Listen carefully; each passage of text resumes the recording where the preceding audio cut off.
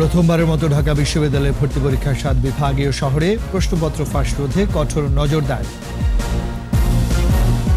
আস্থা সংকট দূর হওয়া নির্ভর করছে আইন সংস্কারের উপর, বললেন সিসি। 848 ইউপিতে ভোটের তফসিল। বিএনপির ভাঙা হাট আর জমবে না, আগামী নির্বাচনে আওয়ামী লীগে জয়ী হবে, বললেন ওবায়দুল কাদের।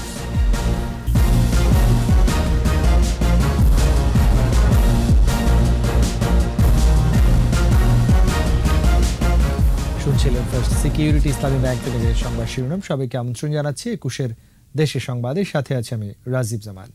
আর দর্শক, 21 টেলিভিশনের সংবাদ একই সাথে সরাসরি দেখতে পাবেন আমাদের ফেসবুক পেজ www.facebook.com/2124 অনলাইনে। প্রথমবারের মতো ঢাকার বাইরে 7 বিভাগীয় শহরে ভর্তি পরীক্ষা নিতে যাচ্ছে ঢাকা বিশ্ববিদ্যালয়। শিক্ষার্থীদের ভোগান্তি কমানো, সময় ও অর্থে সাশ্রয় করতে 2020-21 শিক্ষাবর্ষের স্নাতক শ্রেণীর সবকটি ইউনিটের পরীক্ষা গ্রহণের সিদ্ধান্ত নিয়েছে বিশ্ববিদ্যালয় প্রশাসন। সংবাদ সম্মেলনে জানানো হয়েছে, অসৎ উপায়, ডিজিটাল জালিয়াতি রোধে এবারেও আইন শৃঙ্খলা বাহিনীর জোর নজরদারি থাকবে। রিপোর্টে আরো জানাচ্ছেন মোহাম্মদ নুরুন নবী। প্রাণচাঞ্চল্য ফিরছে প্রাণের ঢাকা বিশ্ববিদ্যালয়ে। কেন্দ্রীয় লাইব্রেরি চালু হয়েছে, বাড়ছে শিক্ষার্থীদের আনাগোনাও। কমপক্ষে 1 ডোজ টিকা নিয়েছে এমন স্নাতক শেষ বর্ষ ও মাস্টার্সের পড়ুয়াদের জন্য হলের দরজা খুলছে 5ই অক্টোবর। 1 অক্টোবর শুরু হচ্ছে বিশ্ববিদ্যালয়ের ভর্তি পরীক্ষা। 5টি ইউনিটে 7,148 আসনের বিপরীতে আবেদন করেছে 3,24,340 জন। একটি আসনের বিপরীতে পরীক্ষার লড়াইয়ে 45.37 জন। ভর্তি পরীক্ষা হবে 7 বিভাগের বিশ্ববিদ্যালয়গুলোতে। চট্টগ্রাম বিশ্ববিদ্যালয় সেটি থাকবে একটি ইউনিট আমাদের, রাজশাহী বিশ্ববিদ্যালয়, খুলনা বিশ্ববিদ্যালয়, বাংলাদেশ কৃষি বিশ্ববিদ্যালয় ময়মনসিংহ, শাহজালাল বিজ্ঞান ও প্রযুক্তি বিশ্ববিদ্যালয় সিলেট, বরিশাল বিশ্ববিদ্যালয় বরিশাল, বেগম রোকেয়া বিশ্ববিদ্যালয় রংপুর, যাতে একটি সুষ্ঠু সুন্দর একটি পরীক্ষা আয়োজন করা যায় ঢাকা বিশ্ববিদ্যালয়ের ঐতিহ্য মোতাবেক। সমন্বিতভাবে সমন্বয়নের মাধ্যমে আমাদের সব প্রস্তুতি এখন একেবারেই আমরা চূড়ান্ত পর্যায়ে। প্রশ্ন ফাঁস, ডিজিটাল জালিয়াতি রোধে নেওয়া হচ্ছে বিশেষ সতর্কতাও। যে কোনো ধরনের অসাধু তৎপরতা সেটি রুখতে এবারও এই পরীক্ষাসমূহেও আমরা আমাদের আইন শৃঙ্খলা রক্ষাকারী বাহিনী খুব সর্বত্র সতর্ক আছে। ক থেকে ঘ ইউনিটে প্রতিটি পরীক্ষায় বহু নির্বাচনী বা এমসিকিউ 60 নম্বর, লিখিত 40 নম্বর এবং চ ইউনিটে 60 নম্বর ড্রয়িং ও 40 লিখিত নম্বর থাকবে। 1.5 ঘন্টার পরীক্ষা শুরু হবে সকাল 11টায়। প্রত্যেকটি পাবলিক বিশ্ববিদ্যালয় পরিচালিত হয় নিজস্ব স্বতন্ত্র আইনে। তারপরেও ঢাকা বিশ্ববিদ্যালয়ে তাদের ভর্তি কার্যক্রমকে 7টি বিভাগীয় শহরের বিশ্ববিদ্যালয়গুলোতে নিয়ে গেছে প্রথমবারের মতো। এই উদ্যোগে যেমন বিশ্ববিদ্যালয় মেধাবী শিক্ষার্থীকে খুঁজে পাবে, ঠিক তেমনিভাবে উপকৃত হবে অভিভাবক ও শিক্ষার্থীরা। মোহাম্মদ নুরুন নবী, 21 টেলিভিশন, ঢাকা বিশ্ববিদ্যালয়, ঢাকা। রাজনৈতিক দলের ঐক্যমত্যের ভিত্তিতেই পরবর্তী কমিশন হওয়া উচিত বলে মন্তব্য করেছেন প্রধান নির্বাচন commissioner KM Nurul Huda. Commission সভা শেষে সিসি বলেন, আস্থার সংকট দূর হওয়া নির্ভর করছে আইন সংস্কারের উপর। এদিকে দ্বিতীয় দফায় 848টি ইউনিয়ন পরিষদে ভোট 11ই নভেম্বর। এছাড়া দিন সিরাজগঞ্জ 6 ও 10 পৌরসভার তফসিলও ঘোষণা হয়েছে। বিস্তারিত জানাচ্ছেন স্মৃতি মণ্ডল।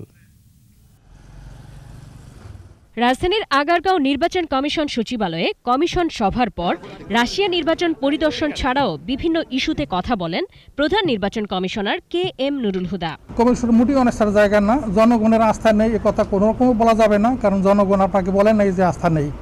রাজনৈতিক দলের লোকেরা এরা বলেন নির্বাচনে তারা অনেক সময় তারা নির্বাচনে প্রতিদ্বন্দ্বিতা করেন না, অথচ বলেন যে নির্বাচনে জনগণের আস্থা নেই। চলতি বছরের ডিসেম্বরের মধ্যে ইউনিয়ন পরিষদ এবং আগামী বছরের জানুয়ারির মধ্যে জেলা পরিষদ নির্বাচন শেষ করার কথা জানান সিইসি। কমিশন গঠন প্রসঙ্গে সিইসি বলেন, আইন তৈরি করে সংসদ, এখানে ইসির ভূমিকা নেই। তবে আস্থার সংকট দূর হওয়া নির্ভর করবে আইন সংস্কারের ওপর। পরবর্তী কমিশন গঠন করার ব্যাপারে রাজনৈতিক দলের ঐক্যমতের ভিত্তিতে হওয়া উচিত, অবশ্যই সেটা হওয়া উচিত, আমি সেটা সমর্থন করি। আমাদের আইনগুলো আইন মন্ত্রণালয়ের মাধ্যমে হয়, কারণ তাদের কাছ থেকে এরকম কোনো আমাদের কাছে ইঙ্গিত আসেনি যে আইন তৈরি করতে হবে কি হবে না। তারা বলে যে সাংবিধানিক যে ব্যবস্থা আছে সেই ব্যবস্থা অনুসারে করা সম্ভব। এদিকে দ্বিতীয় ধাপের 848 ইউনিয়ন পরিষদ, সিরাজগঞ্জ 6 আসন ও সপ্তম ধাপে 10 পৌরসভা নির্বাচনের তফসিল ঘোষণা করেছেন কমিশন সচিব। সিরাজগঞ্জ 6 যে আসনটি, এটিতে উপনির্বাচন, 10টি পৌরসভার নির্বাচন অনুষ্ঠিত হবে। ভোট গ্রহণের তারিখ 2 নভেম্বর। তৃতীয় ধাপের যেই ইউনিয়ন পরিষদের নির্বাচন অনুষ্ঠিত হবে, সেখানে টোটালি আমরা 848টি ইউনিয়ন পরিষদকে নিয়ে এসেছি। মনোনয়নপত্র দাখিলের শেষ তারিখ 17 অক্টোবর, প্রার্থিতা প্রত্যাহারের শেষ তারিখ 26 অক্টোবর, প্রতীক বরাদ্দ 27 অক্টোবর এবং ভোট গ্রহণের তারিখ 11 নভেম্বর। 10টি পৌরসভা, সিরাজগঞ্জ 6 আসন এবং 848 ইউনিয়ন পরিষদের মধ্যে 20টিতে ইলেকট্রনিক ভোটিং মেশিন ইভিএম এ ভোট হবে। যেগুলো ম্যাচিউর হয়ে আছে এগুলো ডিসেম্বরের মধ্যে সম্পন্ন করবেন। স্মৃতিমণ্ডল, 21 টেলিভিশন, ঢাকা। বিএনপির ভাঙা হাট আর জমবে না বলে মন্তব্য করেছেন আওয়ামী লীগ সাধারণ সম্পাদক ওবায়দুল কাদের। জানান, দেশের উন্নয়ন অগ্রযাত্রায় সততা ও সাহসী হচ্ছে শেখ হাসিনার ম্যাজিক। দৃঢ়তার সাথেই বললেন, আগামী নির্বাচনে আওয়ামী লীগই জয়লাভ করবে। বিস্তারিত আকবর হোসেন সুমনের রিপোর্টে। আওয়ামী লীগ সভাপতি প্রধানমন্ত্রী শেখ হাসিনার জন্মদিনে শেখ রাসেল শিশু কিশোর পরিষদের এ আয়োজন। বিতরণ করা হয় বঙ্গবন্ধু রচিত কারাগারের রোজনামচা ও অসমাপ্ত আত্মজীবনী গ্রন্থসহ শিক্ষা উপকরণ। অনুষ্ঠানে আওয়ামী লীগ সাধারণ সম্পাদক বক্তব্য রাখেন। ইতিহাস বিকৃতি ও স্বাধীনতার চেতনা ধ্বংসে জিয়াউর রহমানের ভূমিকার সমালোচনাও করেন।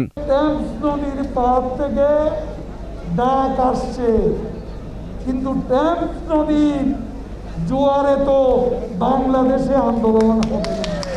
বিএনপির মরাগঙ্গে 13 বছরেও আন্দোলনের জোয়ার আসেনি। হাট ভেঙে গেছে, বিএনপির ভাঙা হাট আর জমবে না। এদিকে নেত্রীর জন্মদিনে বিশেষ চাহিদা সম্পন্ন শিশুদের মাঝে শিক্ষা উপকরণ বিতরণ করেছে আওয়ামী লীগের বন ও পরিবেশ বিষয়ক উপকমিটি। অনুষ্ঠানে গণতন্ত্রের পথে বিএনপির ধ্বংসাত্মক রাজনীতির সমালোচনা করেন যুগ্ম সাধারণ সম্পাদক মাহবুবুল আলম হানিফ। সরকার বিরুদ্ধে মিথ্যাচার করে, জনগণের মধ্যে বিভ্রান্ত করে, দেশকে একটা অস্থিতিশীল পরিবেশ করে আমাদের উন্নয়ন অগ্রগতি ব্যাহত করতে চাই। এই ধরনের মিথ্যাচার করে আমাদের এই সরকারের জনতা শেখ হাসিনার নেতৃত্বে সরকার উন্নয়ন অগ্রগতি ব্যাহত করা সম্ভব হবে না। অন্যদিকে প্রধানমন্ত্রী শেখ হাসিনার দীর্ঘায়ু কামনায় সিদ্ধেশ্বরী কালী মন্দিরে বিশেষ প্রার্থনার আয়োজন করে যুবলীগ। আকবর হোসেন সুমন, 21 টেলিভিশন, ঢাকা। বিরতি নিচ্ছি, যখন ফিরছি তখন অন্যান্য খবরের সঙ্গে আরও থাকবে। 9 বছরেও শেষ হয়নি রামুর বৌদ্ধ বিহারে হামলার বিচার, সাক্ষী না আসাকে দুষছেন রাষ্ট্রপক্ষ। আমন্ত্রণ 21 দেশের সঙ্গে। শেখ হাসিনার নেতৃত্বাধীন আওয়ামী লীগ সরকারের কারণে মানুষের অবাধ তথ্য প্রবাহ নিশ্চিত হয়েছে বলে মন্তব্য করেছেন ভোলা 3 আসনের এমপি নুরুন নবী শাওন চৌধুরী। লালমোহন উপজেলা প্রশাসন ও কোস্ট ট্রাস্টের নাগরিক ফোরাম আয়োজিত আন্তর্জাতিক তথ্য অধিকার দিবস উপলক্ষে আলোচনায় তথ্য অধিকার আইনকে যুগান্তকারী উল্লেখ করে শাওন বলেন, এই আইন প্রয়োগের কারণে স্বচ্ছতা বেড়েছে। এছাড়া দুর্নীতিমুক্ত ও জবাবদিহিমূলক প্রতিষ্ঠান গড়ে তোলার সুযোগ সৃষ্টি হয়েছে বলেও জানিয়েছেন তিনি।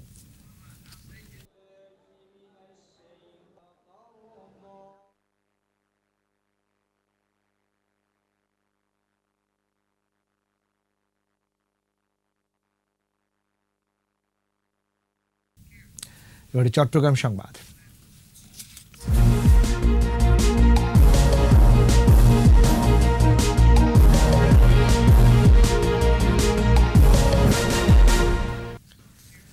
9 বছর পার হলেও আজও বিচার হয়নি কক্সবাজারের রামুর বৌদ্ধ বিহার ও বসতিতে হামলা, লুটপাট ও অগ্নিসংযোগের। বিচারাধীন 18 মামলায় আদালতের সাক্ষী না আসায় বিচার কাজে দেরি হচ্ছে বললেন রাষ্ট্রপক্ষের আইনজীবী। এদিকে দ্রুত বিচার না হওয়ায় হতাশ স্থানীয়রা। কক্সবাজার প্রতিনিধি আব্দুল আজিজের রিপোর্ট জানাচ্ছেন সমর ইসলাম। 2012 সালের 29 এপ্রিল রাতে 12টি বৌদ্ধবিহার ও বসতিতে হামলা চালায় দুষ্কৃতিকারীরা। এ ঘটনায় 19টি মামলা হয়। এর মধ্যে একটি মামলা আপোষে নিষ্পত্তি হয়। বাকি 18 মামলায় 1020 জনের বিরুদ্ধে আদালতে অভিযোগপত্র জমা দেয় পুলিশ। ঘটনার 9 বছরেও বিচার না হওয়ায় হতাশ বৌদ্ধ সম্প্রদায়। প্রকৃত অপরাধীদের বিচার দাবি করেন তারা। আমাদের একটি দাবি থাকবে, তাদেরকে আইনের আওতায় এনে তাদেরকে শাস্তি প্রদান করা হোক। সঠিক বিচারটা আমরা পাবো, এটা আশা করি। এই মামলার বাদী মানে রাষ্ট্রপক্ষ এবং ভুক্তভোগী যারা আছে হ্যাঁ, উভয়ের কিন্তু সমন্বয় থাকতে হবে, মানে আমাদের পক্ষ থেকে সহযোগিতা থাকতে হবে। এই দুইয়ের সমন্বয়ে কিন্তু একটার পর এগিয়ে কিন্তু এটার সুরাহা হতে পারে, আমরা সে আশা করছি। এদিকে রাষ্ট্রপক্ষের আইনজীবী জানান, আদালতে সাক্ষী না আসায় বিচার প্রক্রিয়া নিয়ে দীর্ঘসূত্রিতা দেখা দিয়েছে। ন্যায় বিচারের সাথে আমরা এই মামলাগুলো যত তাড়াতাড়ি সম্ভব দ্রুত করার চেষ্টা করব। সাক্ষীরা যদি আসে তাহলে আমরা সাক্ষীদেরকে মাননীয় আদালতের সামনে উপস্থাপন করব। 2012 সালের 29 সেপ্টেম্বর উত্তম বড়ুয়া নামে এক বৌদ্ধ যুবকের ফেসবুকে কোরআন অবমাননার একটি ছবি দেয়াকে কেন্দ্র করে রামুতে সহিংসতার ঘটনা ঘটে। সমর ইসলাম, 21 টেলিভিশন। প্রধানমন্ত্রী শেখ হাসিনার নেতৃত্বে বাংলাদেশ উন্নয়নের রোল মডেল হিসেবে প্রতিষ্ঠিত হয়েছে বলে মন্তব্য করেছেন জাতীয় সংসদের হুইপ শামসুল হক চৌধুরী। প্রধানমন্ত্রী শেখ হাসিনার 75তম জন্মদিনে চট্টগ্রামের পটিয়ায় বর্ণাঢ্য র্যালি উদ্বোধন শেষে তিনি বলেন, মহামারী করোনা মোকাবেলায়ও প্রধানমন্ত্রী সফল হয়েছেন। এই অগ্রযাত্রাকে ধরে রাখতে সবাইকে ঐক্যবদ্ধ থাকার পাশাপাশি আগামী নির্বাচনে আবারও নৌকায় ভোট দিয়ে শেখ হাসিনার নেতৃত্বে সরকার গঠনের আহ্বান জানান হুইপ। র্যালিতে পটিয়ার বিভিন্ন এলাকা থেকে আওয়ামী লীগের নেতাকর্মীরাও যোগ দেন।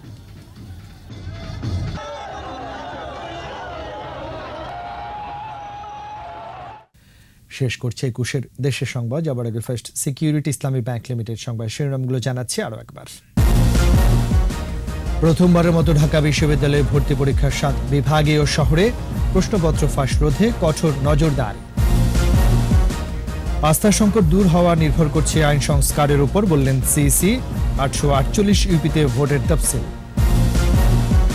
বিএনপির ভাঙা হাট আর জমবে না, আগামী নির্বাচনে আওয়ামী লীগই জয়ী হবে, বললেন ওবায়দুল কাদের।